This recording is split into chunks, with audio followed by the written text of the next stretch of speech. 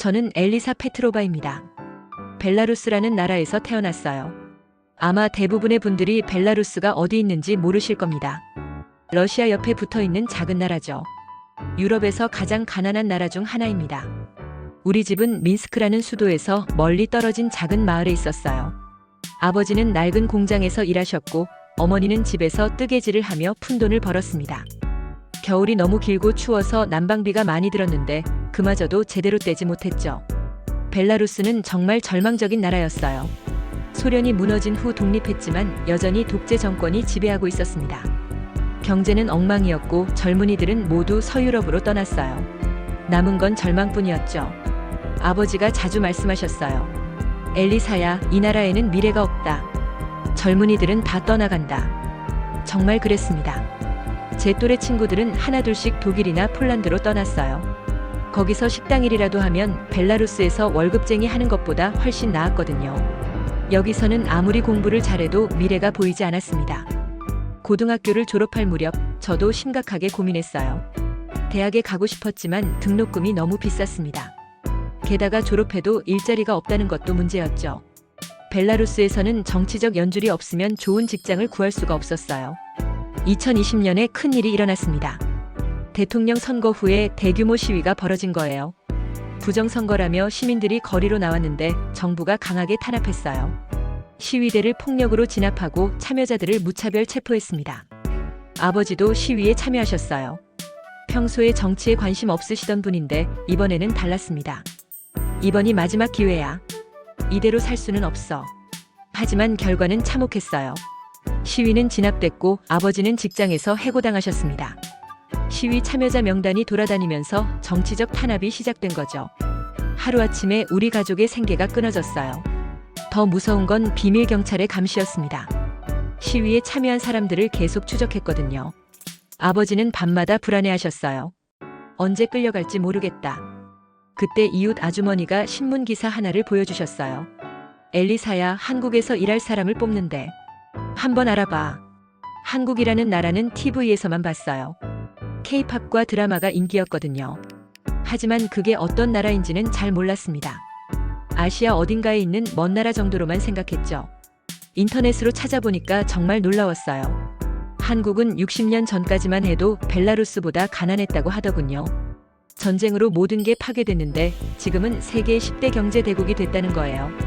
믿기지 않았습니다. 무엇보다 인상적인 건 한국이 민주주의 국가라는 점이었어요. 군사 독재를 시민의 힘으로 물리치고 자유로운 나라를 만들었다고 했습니다. 벨라루스와는 완전히 반대였죠. 우리는 아직도 독재에 시달리고 있는데 말입니다.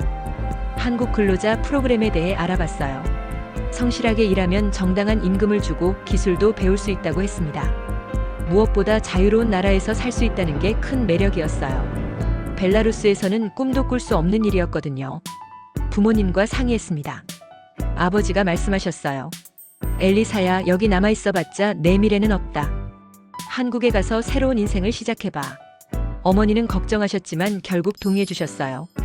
멀지만 그래도 자유로운 나라에서 사는 게 낫겠구나. 서류 준비가 쉽지 않았어요. 벨라루스 정부에서 발급하는 서류들이 복잡했거든요. 더구나 시위 참여자 가족이라 더 까다롭게 굴었습니다. 뇌물을 요구하는 공무원들도 있었어요. 면접에서 물어봤어요. 왜 한국에 가고 싶습니까? 저는 솔직하게 대답했습니다. 자유롭게 살고 싶어요. 그리고 열심히 일해서 가족을 도우고 싶습니다. 합격 통지를 받았을 때 정말 기뻤어요. 드디어 벨라루스의 절망적인 현실에서 벗어날 수 있게 된 거거든요. 새로운 세상으로 갈 수 있는 기회를 얻은 거였습니다. 공항에서 가족들과 작별할 때 모두 울었어요. 언제 다시 만날 수 있을지 모르는 이별이었거든요. 특히 아버지가 많이 우셨습니다. 엘리사야, 자유로운 나라에서 당당하게 살아라. 우리는 여기서 버틸 테니까. 비행기에서 창밖을 내려다보며 생각했어요. 벨라루스의 하얀 설원이 점점 멀어져 가더군요. 새로운 희망을 향해 날아가는 기분이었습니다. 한국이라는 나라가 저에게 어떤 기회를 줄지, 그리고 저도 언젠가 자유롭고 당당한 사람이 될 수 있을지.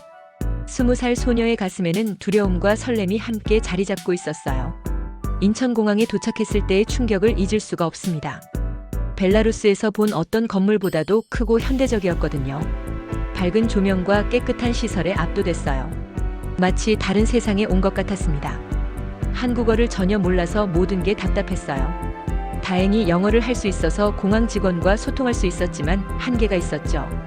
다른 동유럽 근로자들과 함께 버스를 탔는데 창밖 풍경이 정말 신기했습니다.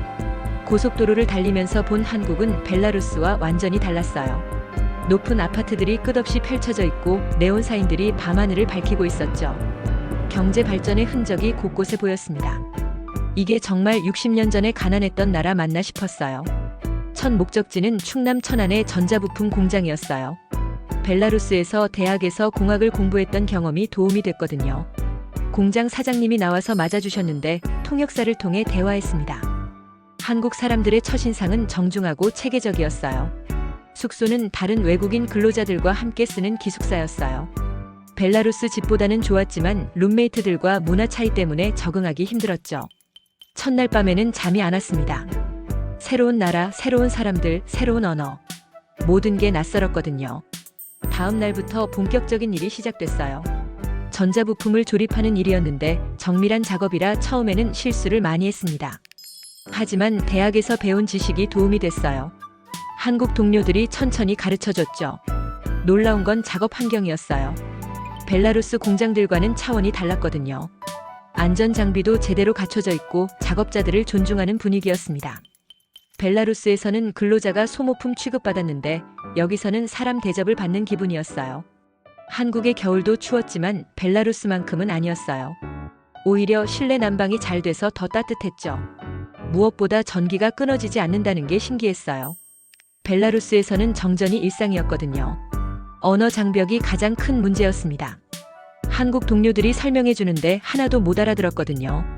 답답해서 눈물이 날 뻔했어요. 의사소통이 안 되니까 일도 제대로 할 수 없었고 동료들에게 민폐를 끼치는 것 같았습니다. 그런데 놀라운 일이 있었어요. 한 한국인 선배가 저를 도와주기 시작한 거예요. 이름은 김현수 씨였는데 영어를 조금 할 수 있었거든요. 벨라루스에서는 외국인에게 이렇게 친절한 사람을 보기 힘들었는데 말이에요. 엘리사, 천천히 배우면 돼. 한국어 어렵지만 열심히 하면 할 수 있어. 김현수 씨가 격려해 주셨어요. 그 따뜻한 말이 얼마나 고마웠는지 몰라요. 그분이 저에게 한국어를 가르쳐 주기 시작했어요. 점심시간마다 기초 한국어를 알려주셨죠. 정말 고마웠습니다. 벨라루스였다면 이런 친절을 기대하기 힘들었을 텐데요. 저는 더 빨리 배우기 위해 매일 새벽에 일어나서 한국어 공부를 했어요. 유튜브로 기초 회화를 배우고 밤에는 한국 드라마를 보면서 듣기 연습을 했습니다. 벨라루스에서 본 한국 드라마들이 도움이 됐어요. 한국어 공부하면서 한국 역사도 알게 됐어요. 정말 놀라웠어요. 일제강점기, 한국전쟁, 군사독재까지 겪으면서도 이렇게 발전한 나라라니. 벨라루스보다 훨씬 힘든 시련을 겪었는데도 말이에요. 어떻게 이런 기적이 가능했을까요? 무엇보다 인상 깊었던 건 민주화 과정이었습니다. 시민들이 독재 정권에 맞서 싸워서 자유를 쟁취했다는 이야기. 벨라루스에서 실패한 시위를 생각하면 정말 부러웠어요. 왜 우리는 실패했고 한국은 성공했을까 하는 생각이 들었죠. 공장 일도 점점 익숙해졌습니다. 6개월 지나니까 다른 근로자들보다 품질 관리를 잘한다고 인정받았어요. 사장님이 보너스도 주셨죠. 벨라루스에서는 아무리 잘해도 인정받기 힘들었는데 여기서는 노력하면 결과가 따라왔어요. 김현수 씨가 말했어요. 엘리사, 너 정말 성실하다. 한국 사람들도 이렇게 열심히 하는 사람 드물어. 그때 처음으로 한국에 와서 잘했다는 생각이 들었습니다. 벨라루스에서는 아무리 열심히 해도 인정받기 힘들었는데 한국은 달랐어요.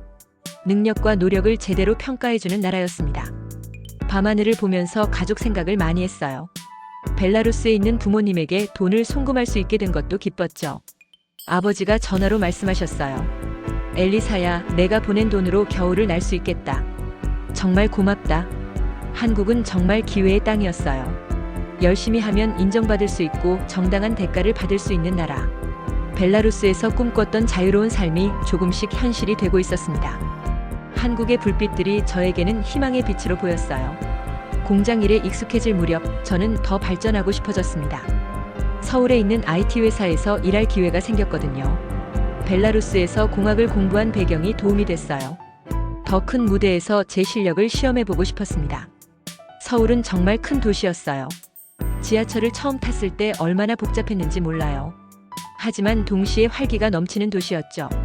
벨라루스의 민스크와는 비교할 수 없을 정도로 발달돼 있었어요. 마치 미래 도시에 온 기분이었습니다. 새로운 회사에서 일하면서 다른 종류의 어려움을 겪었습니다. 기술적인 부분은 괜찮았는데 사무실 문화가 힘들었어요. 한국어 실력도 아직 부족했고 복잡한 업무 관계를 이해하기 어려웠습니다. 처음에는 동료들이 관심을 보였어요. 벨라루스에서 왔다고요? 거기가 어디예요? 러시아 옆에 있는 작은 나라예요. 아마 처음 들어보실 거예요. 아, 소련이었던 곳이군요. 거기도 추워요. 하지만 시간이 지나면서 미묘한 차별을 느꼈어요. 회식에 부르지 않거나 중요한 회의에서 제외시키는 일들이 있었거든요. 처음에는 언어 문제 때문인가 했는데 점점 다른 이유가 있다는 걸 깨달았어요. 점심시간에 동료들이 수군거리는 소리를 들었어요. 동유럽 사람들은 왜 이렇게 많이 오는 거야? 임금도 적게 받으면서 일하니까 우리 일자리가 위험해. 정말 속상했어요. 제가 더 적은 임금을 받는 것도 아니고 오히려 더 열심히 일하는데 이런 소리를 듣다니. 벨라루스에서도 외국인에 대한 편견이 있었지만 여기서도 똑같은 문제가 있다는 게 실망스러웠습니다. 가장 힘들었던 건 팀장과의 관계였어요. 처음에는 괜찮았는데 제가 좋은 아이디어를 제시하니까 표정이 달라지더군요. 외국인이 한국인보다 잘한다는 걸 받아들이기 어려워하는 것 같았어요. 외국인이 우리보다 잘할 수 있다고 생각해? 노골적으로 무시하는 말투였어요. 그 순간 정말 화가 났습니다. 하지만 저는 포기하지 않았습니다. 오히려 더 열심히 해서 실력으로 증명하기로 했어요. 퇴근 후에도 남아서 공부하고 새로운 기술을 익혔습니다. 벨라루스에서 배운 끈기와 인내심을 발휘할 때였어요. 한국어 실력도 늘려야겠다고 생각했어요. 야간 한국어 교실에 등록했습니다. 거기서 다른 외국인들을 만나면서 위로도 받았어요. 같은 어려움을 겪는 사람들과 이야기하니까 마음이 편해졌습니다. 중국에서 온 링 씨가 말했어요. 한국 사람들 처음에는 차갑지만 인정하면 정말 따뜻해져. 조금만 참아. 필리핀에서 온 마리아 씨도 격려해줬어요. 엘리사, 너는 실력이 있으니까 곧 인정받을 거야. 나도 처음에 많이 힘들었어. 정말 그랬어요. 3개월 후에 제가 맡은 프로젝트가 성공하면서 분위기가 바뀌었습니다. 회사에서 큰 수주를 받게 됐거든요. 제가 개발한 시스템이 핵심 역할을 했어요. 사장님이 직접 저를 불렀어요. 엘리사 씨, 이번 프로젝트 정말 잘했어요. 승진을 고려해 보겠습니다. 그 말을 들었을 때 정말 기뻤어요. 드디어 실력을 인정받은 거거든요. 팀장도 태도가 완전히 달라졌어요. 이제는 저에게 중요한 업무를 맡기기 시작했죠. 처음에 차갑게 대했던 것이 무색할 정도로 협조적이 됐습니다.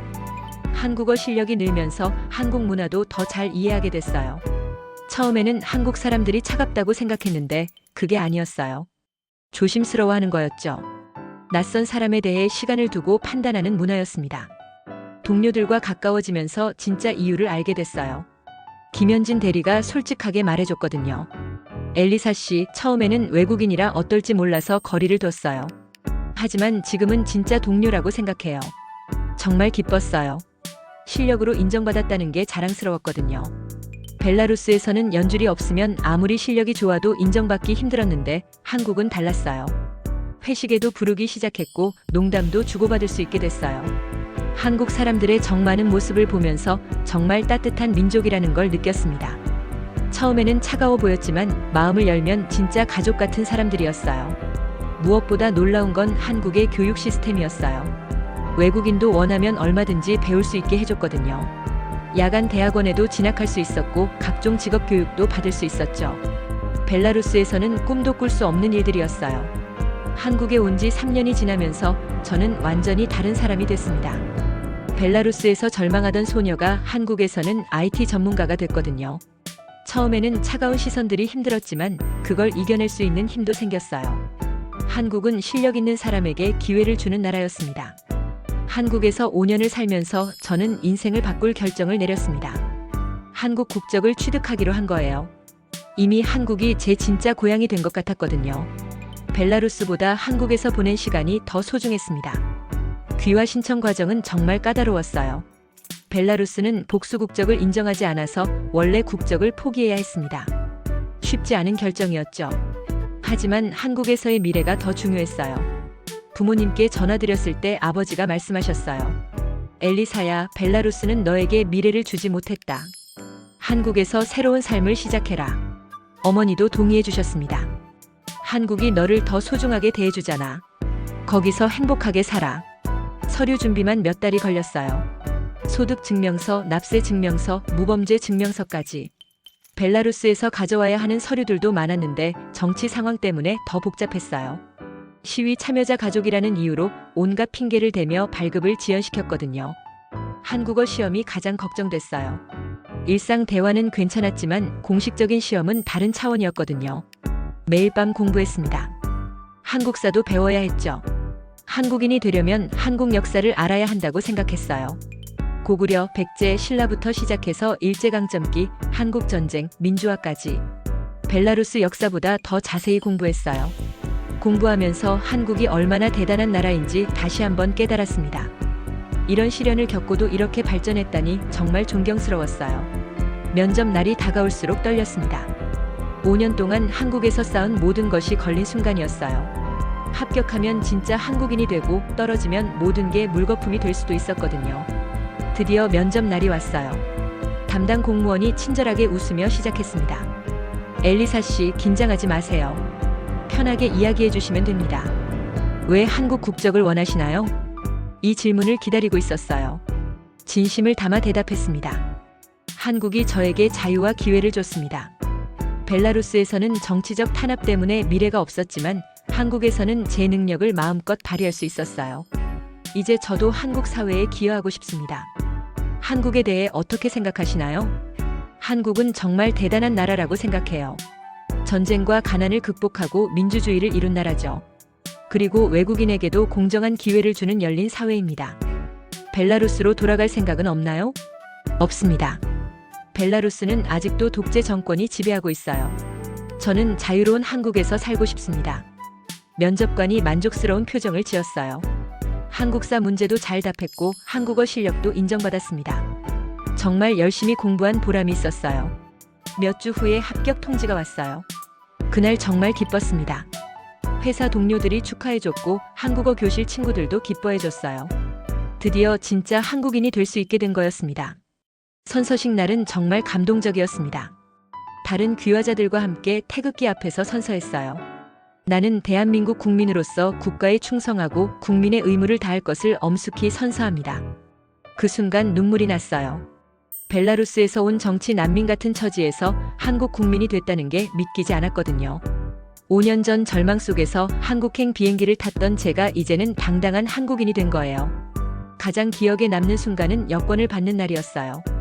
파란색 대한민국 여권을 받는 순간 정말 떨렸습니다. 제 이름이 한글과 영어로 써져 있더군요. 엘리사 페트로바가 아니라 한국인 엘리사로 새롭게 태어난 기분이었어요. 공무원이 말했어요. 축하합니다, 엘리사 씨. 이제 진짜 한국 국민이시네요. 집에 돌아와서 부모님에게 전화했습니다. 아빠, 해냈어요. 이제 저도 대한민국 국민이에요. 아버지가 전화기 너머로 말씀하셨어요. 정말 자랑스럽다, 엘리사야. 자유로운 나라의 국민이 됐구나. 파란 여권의 위력을 금방 느꼈어요. 해외여행을 갈 때 비자 없이 갈 수 있는 나라가 정말 많더군요. 벨라루스 여권으로는 꿈도 꿀 수 없는 자유였어요. 어디든 당당하게 갈 수 있는 자격이 생긴 거였습니다. 회사에서도 대우가 달라졌어요. 이제 외국인 근로자가 아니라 한국 국민이니까 승진 기회도 평등하게 주어졌죠. 더 이상 체류 자격을 걱정할 필요도 없었어요. 무엇보다 마음이 편해졌어요. 더 이상 비자 걱정을 안 해도 되고 정치적 상황 때문에 쫓겨날 걱정도 없어졌거든요. 진짜 안전한 곳에 정착한 기분이었습니다. 이제 제 꿈은 부모님을 한국으로 모시는 거였어요. 벨라루스 상황이 점점 악화되고 있어서 걱정이 많았거든요. 한국 국민이 되었으니까 가족 초청이 가능했어요. 부모님도 자유로운 나라에서 살 수 있게 해드리고 싶었습니다. 파란 여권을 보면서 생각했어요.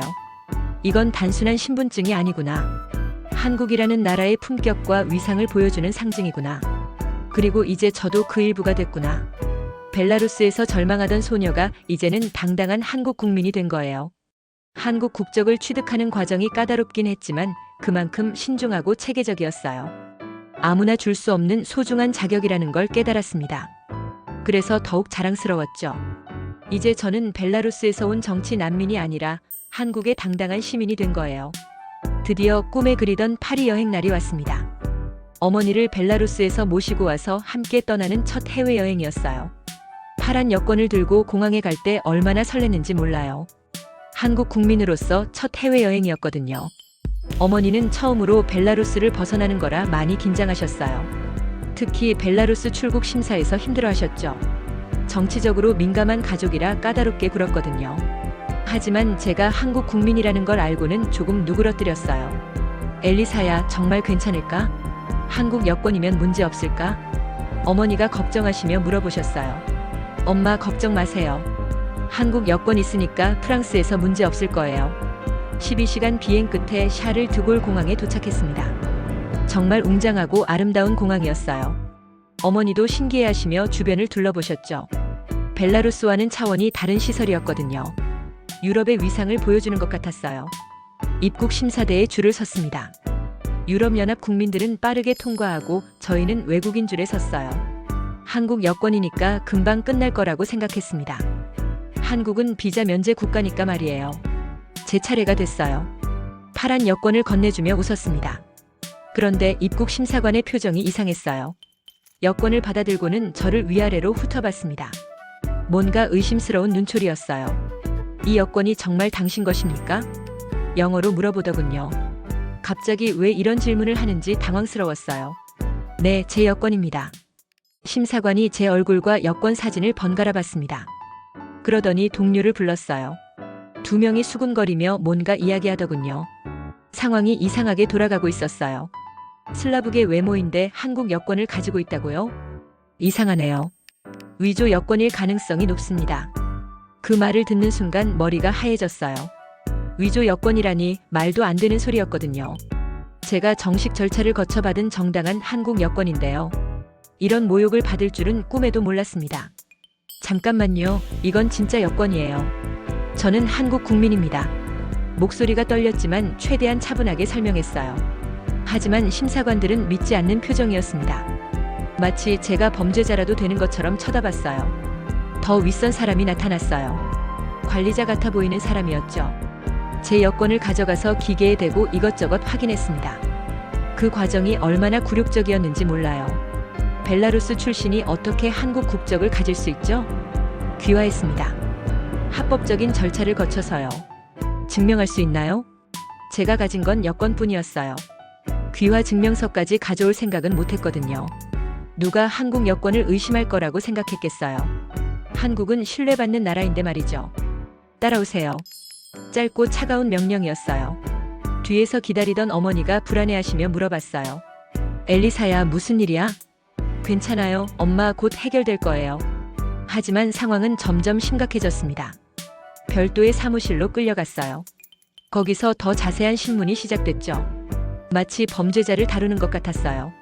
언제 한국 국적을 취득했습니까? 어떤 경로로 한국에 갔습니까?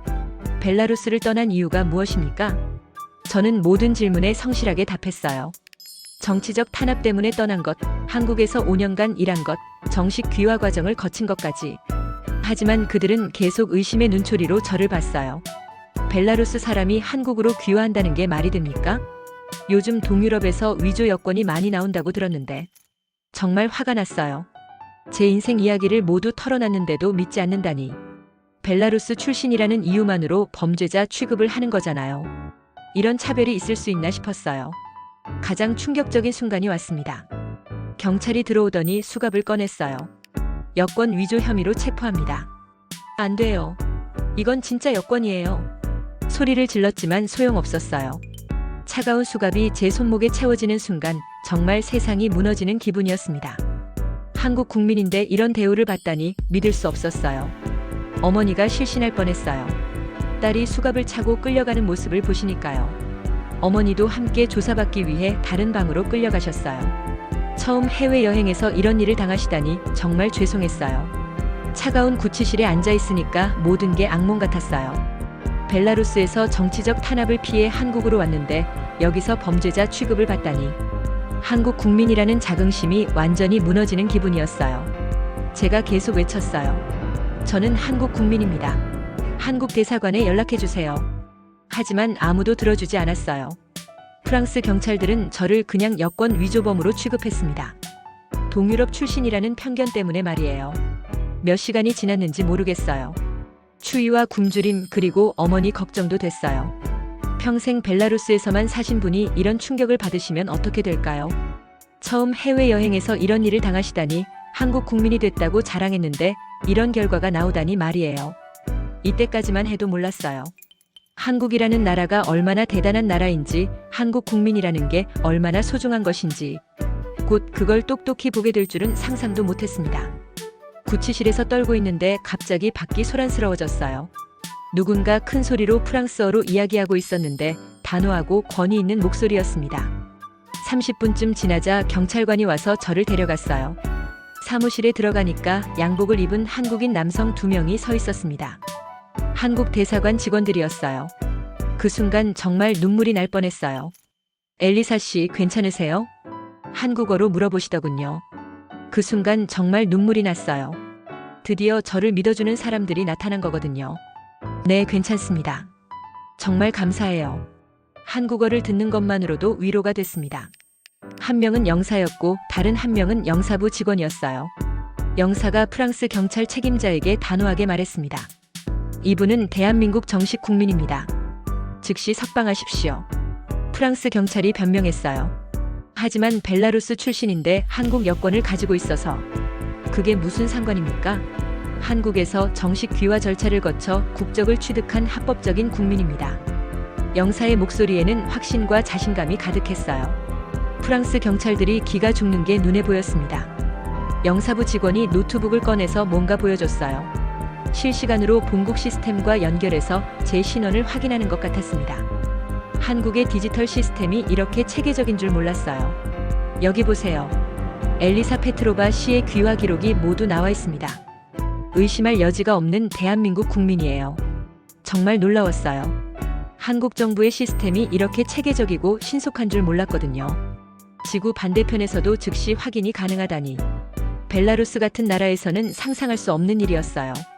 프랑스 경찰 책임자의 얼굴이 빨개졌어요. 실수를 했다는 걸 깨달은 거죠. 부하 직원들에게 뭔가 지시하더니 저에게 와서 사과했습니다. 하지만 그 사과는 진심이 아닌 것 같았어요.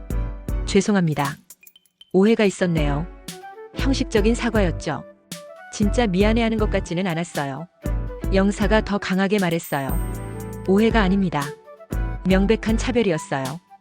벨라루스 출신이라는 이유만으로 한국 국민을 범죄자 취급한 것입니다. 제가 당한 일이 정당하지 않다는 걸 한국 정부가 인정해 준 거거든요. 수갑이 풀리고 영사부 직원이 제 손목을 확인하며 물어봤습니다. 다치신 곳은 없으세요? 괜찮습니다. 어머니는 어떻게 됐나요?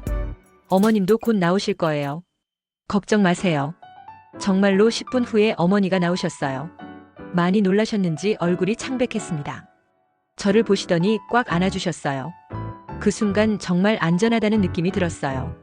엘리사야, 정말 무서웠다. 엄마, 괜찮아요. 이제 다 해결됐어요.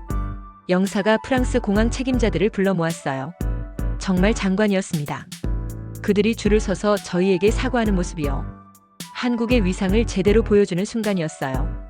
대한민국 국민에게 이런 일이 일어난 것에 대해 깊이 사과드립니다. 아까의 오만한 태도는 온데간데 없었어요. 영사가 단호하게 말했습니다. 앞으로 이런 일이 재발하지 않도록 직원 교육을 철저히 해주시기 바랍니다. 한국 국민의 국적은 출신이나 외모로 판단하는 게 아닙니다. 네, 명심하겠습니다. 다시 한번 깊이 사과드립니다. 그때 깨달았어요. 한국이라는 나라가 얼마나 강한 나라인지. 자국민을 보호하는데 이렇게 신속하고 강력하게 움직이는구나. 프랑스 같은 강대국 앞에서도 전혀 위축되지 않고 당당하게 대응하는구나. 영사부 직원이 저희를 VIP 라운지로 안내해줬어요. 따뜻한 차와 음식도 준비해주셨죠. 정말 세심한 배려였어요. 한국 정부가 국민을 이렇게 소중하게 생각한다는 게 감동적이었어요. 엘리사 씨, 정말 고생 많으셨어요. 이런 일이 있어서는 안 되는데. 아니에요. 오히려 한국이 얼마나 든든한 나라인지 알게 됐어요. 그렇게 생각해 주시니 다행이네요. 대한민국은 언제나 국민을 보호합니다. 어디에 있든지 말이에요. 정말 그랬어요. 벨라루스였다면 상상도 할 수 없는 일이었어요. 해외에서 국민이 억울한 일을 당해도 도와줄 힘이 없거든요. 오히려 정부가 국민을 탄압하는 나라였으니까요. 어머니가 저에게 속삭이셨어요. 엘리사야, 한국이 정말 대단한 나라구나. 너를 이렇게 보호해주다니. 그래요, 엄마. 제가 한국 국민이 된 게 정말 자랑스러워요. 영사가 말씀하셨어요. 벨라루스 상황이 어렵다고 들었어요. 어머님도 한국행을 고려해 보시는 게 어떨까요? 정말 가능한가요? 물론입니다. 엘리사 씨가 한국 국민이니까 가족 초청이 가능해요. 공항을 나가면서 다른 한국인 관광객들을 봤어요. 그들이 아무 문제 없이 입국 심사를 통과하는 모습을 보니까 한국 여권의 위력을 다시 한번 느꼈습니다. 이런 문제가 생겼을 때 한국 정부가 얼마나 신속하게 대응하는지도 봤고요. 프랑스 공항에서 일어난 이 사건은 제게 큰 교훈을 줬어요. 한국 국민이라는 것이 얼마나 소중한 신분인지, 그리고 한국이라는 나라가 세계에서 얼마나 인정받는 나라인지 깨달았거든요. 위기의 순간에 나타난 한국의 진짜 모습을 본 거였어요. 사건이 해결된 후 프랑스 공항의 대우가 완전히 달라졌어요. 마치 VIP가 된 기분이었습니다. 공항 직원들이 앞다퉈 도와주려고 했거든요.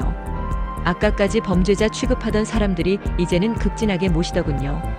특별 안내 서비스를 제공해줬어요. 짐을 대신 들어주고 전용 차량으로 호텔까지 데려다줬습니다. 호텔도 원래 예약한 곳보다 훨씬 좋은 곳으로 업그레이드해줬어요. 한국의 위상을 제대로 느낄 수 있었습니다. 엘리사 마담, 정말 죄송했습니다. 최고의 서비스로 보답하겠습니다. 호텔 총지배인이 직접 나와서 인사했어요. 프랑스 사람들이 이렇게 극진하게 대해주는 건 처음 봤습니다. 한국의 외교적 영향력을 실감할 수 있었어요.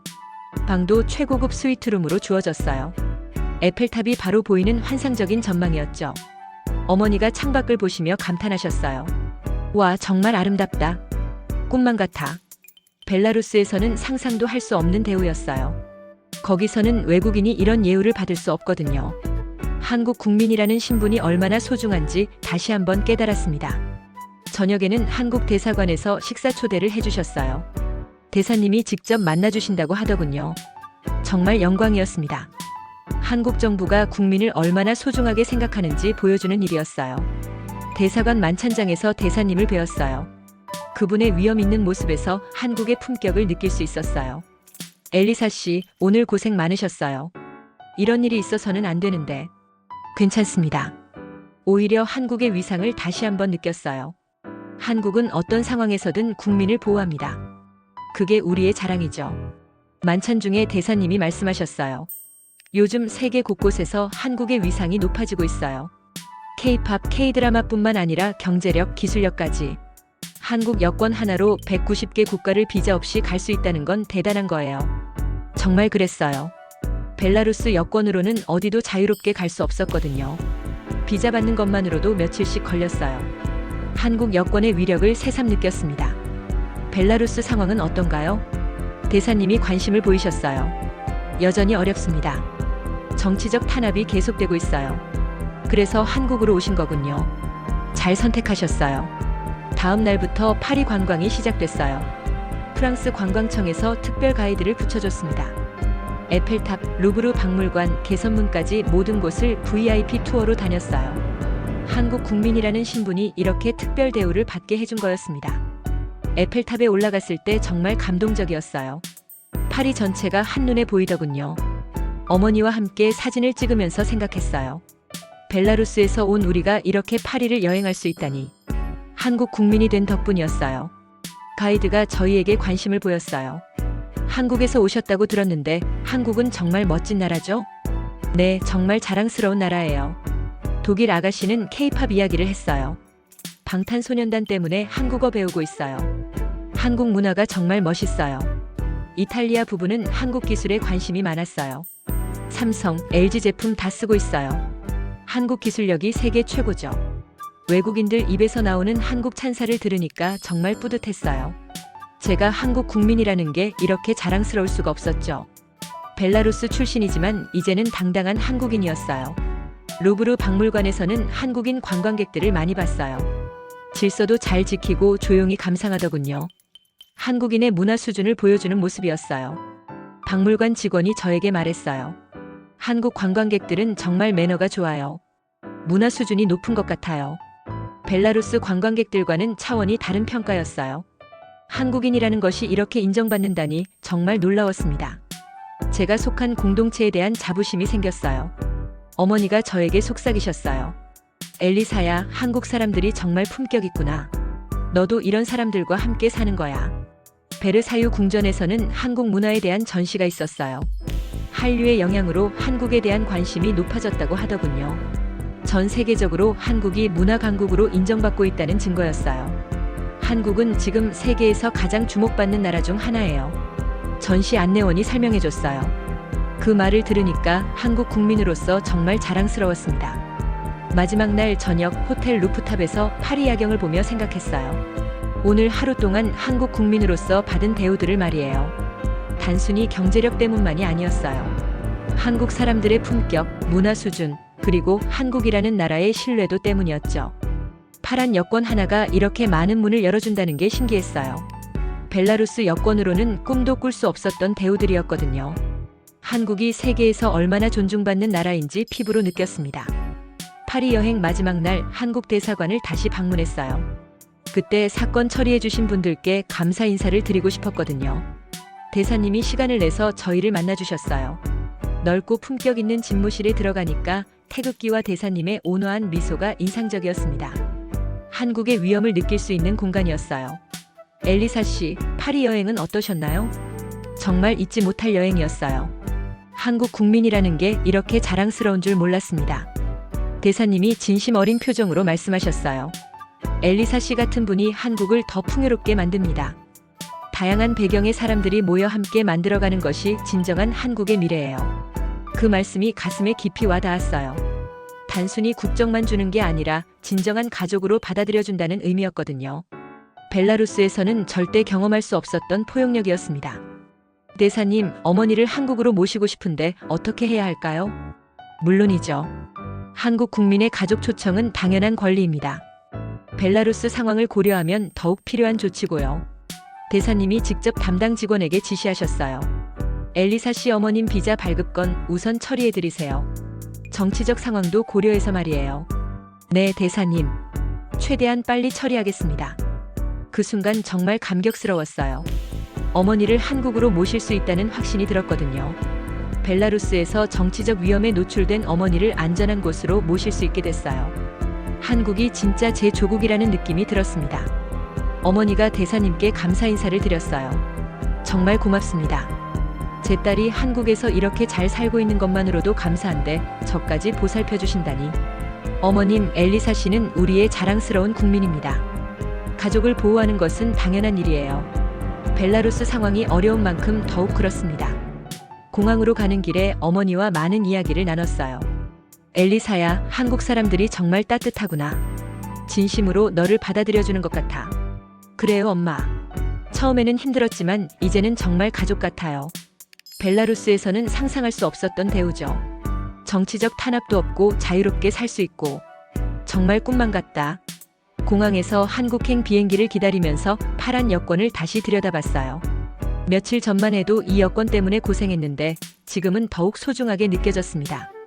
이건 단순한 신분증이 아니었어요. 엄마, 이 여권은 단순한 책이 아니에요. 한국이라는 나라의 약속이에요. 무슨 약속? 국민을 끝까지 보호하겠다는 약속. 어디에 있든 지켜주겠다는 약속. 벨라루스에서는 꿈도 꿀 수 없었던 일이죠. 정말 그려너요. 벨라루스 정부는 국민을 보호하기는커녕 탄압하는 게 일상이었거든요. 해외에서 도움을 요청해도 외면당하기 일쑤였어요. 한국과는 정반대였습니다. 비행기에 오르면서 스튜어디스가 한국어로 인사했어요. 안녕하세요, 승객님. 대한항공을 이용해 주셔서 감사합니다. 그 친근한 한국어가 얼마나 반가웠는지 몰라요. 이제 정말 집으로 돌아가는 기분이었습니다. 한국이 제 진짜 고향이라는 확신이 들었어요. 어머니가 창밖을 보시며 말씀하셨어요. 곧 한국에 가서 살게 되는구나. 정말 꿈만 같아. 벨라루스에서는 상상도 못했던 일이야. 엄마, 한국에서 좋은 병원도 다니시고 안전하게 사세요. 정치적 탄압 걱정 없이 자유롭게 사실 수 있어요. 한국에 도착해서 어머니에게 한국을 구경시켜드렸어요. 처음 제가 일했던 공장도 보여드리고 지금 살고 있는 아파트도 구경시켜드렸죠. 어머니가 한국의 발전상에 놀라워하셨어요. 엘리사야, 여기가 내가 처음 일한 곳이구나. 정말 깨끗하고 체계적이네. 네, 벨라루스 공장들과는 차원이 달라요. 안전시설도 완벽하고요. 어머니가 제 회사 동료들을 만나셨을 때 정말 기뻐하셨어요. 모두들 어머니를 진짜 가족처럼 대해드렸거든요. 한국 사람들의 따뜻한 마음을 느낄 수 있었습니다. 어머니, 엘리사는 저희 회사의 보물이에요. 정말 성실하고 능력 있는 직원입니다. 팀장님이 어머니께 자랑스럽게 말씀해 주셨어요. 벨라루스에서는 외국인이 이렇게 인정받기 힘든데 한국은 정말 공정한 나라네요. 어머니가 감탄하셨어요. 그날 밤 어머니와 함께 한강을 산책했어요. 반포대교 무지개 분수를 보시며 어머니가 말씀하셨어요. 엘리사야, 내가 이런 아름다운 나라의 국민이 됐다니. 정말 자랑스럽다. 엄마도 곧 한국에서 살게 되실 거예요. 우리 가족 모두 자유로운 나라에서 살 수 있게 되는 거죠. 한강공원에서 만난 한국인들이 어머니에게 친절했어요. 벨라루스에서 오셨다고 하니까 관심을 보이더군요. 한국 사람들의 따뜻한 마음을 느낄 수 있었습니다. 벨라루스 상황이 어렵다고 들었어요. 한국에서 편안히 지내세요. 딸분이 한국어를 정말 잘하시네요. 대단해요. 이런 따뜻한 반응들이 어머니를 감동시켰어요. 한국이 정말 포용력 있는 나라라는 걸 느끼셨을 거예요. 파란 여권을 받은 지 이제 8개월이 지났어요. 그동안 정말 많은 일이 있었죠. 파리에서의 사건을 통해 한국 국민이라는 것의 진정한 의미를 깨달았습니다. 단순히 국적만 바뀐 게 아니었어요. 제 정체성 자체가 바뀐 거였죠. 이제 저는 당당한 한국인입니다. 벨라루스에서 온 정치 난민이 아니라 한국의 자랑스러운 국민이에요. 어머니의 한국 비자도 곧 나올 예정이에요. 벨라루스에 있는 아버지에게도 연락했어요. 아빠, 어머니 한국 오시게 됐어요. 아버지도 나중에 오세요. 엘리사야, 정말 다행이다. 너희 어머니라도 안전한 곳에 계셔야지. 파란 여권이 가져다 준 건 자유로운 여행만이 아니었어요. 존중받는 삶, 보호받는 안전, 그리고 무엇보다 자부심이었습니다. 이제 저는 어디를 가든 당당하게 말할 수 있어요. 저는 대한민국 국민입니다. 벨라루스에서 정치적 탄압을 피해 한국으로 온 저였지만 이제는 한국이 제 진짜 조국이에요. 자유, 기회, 존중, 그리고 미래에 대한 희망. 벨라루스에서는 꿈꿀 수 없었던 것들을 한국에서 모두 얻었어요. 어머니와 함께 남산타워에 올라가서 서울 야경을 보며 생각했어요. 이 아름다운 도시의 불빛들이 저희 가족에게는 자유와 희망의 상징이라고. 파란 여권 하나가 바꾼 우리 가족의 운명. 정말 기적 같은 이야기였습니다. 오늘 사연 어떠셨나요? 재밌으셨나요? 오늘 사연이 재밌으셨다면 구독과 좋아요. 그리고 알림 설정 부탁드려요. 그럼 지금까지 다양한 사연을 읽어드리는 감동주의보 레드크리스였습니다.